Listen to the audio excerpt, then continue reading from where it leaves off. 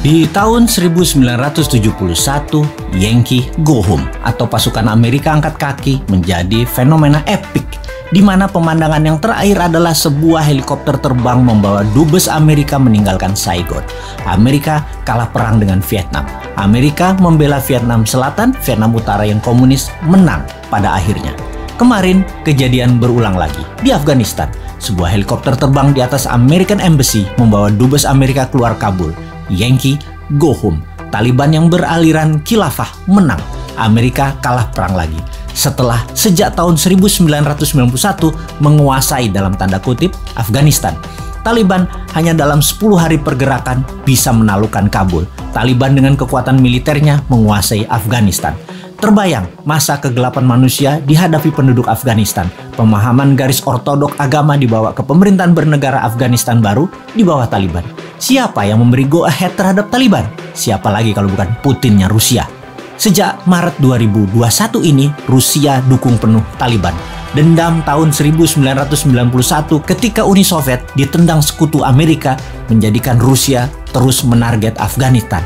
Sama deh, ketika Newman nanti jadi, Timor Leste tetap dilirik untuk memberi pelajaran ke Australia dan pastinya memberi pelajaran pada pemimpin bangsa yang bisa dikatakan lemah, tak bervisi dunia sebelum Newman yang melepaskan Timor Timur dan kalah dengan Australia.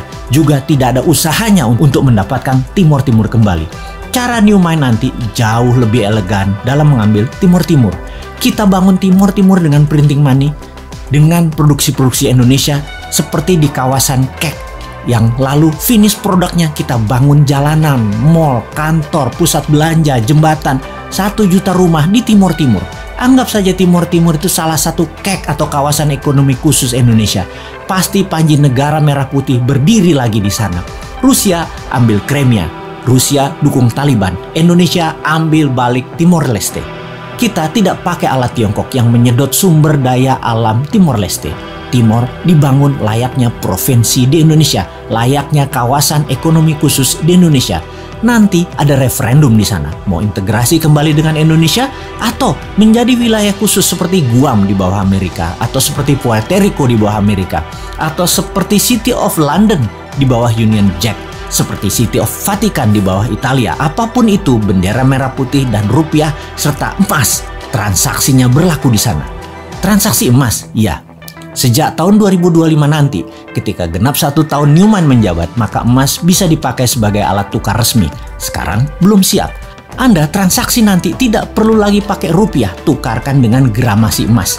Ditarget dalam 3 tahun, 70% transaksi di Indonesia pakai emas, karena di 30 kawasan ekonomi khusus, termasuk Timor Leste, emas dipakai sebagai alat transaksi, transfer ke sesama tabungan rekening emas. Dengan demikian, Indonesia negara pertama di dunia yang tidak ada inflasi, tidak ada kejatuhan nilai mata uang, karena emas bukan mata uang, emas alat barter, emas alat tukar.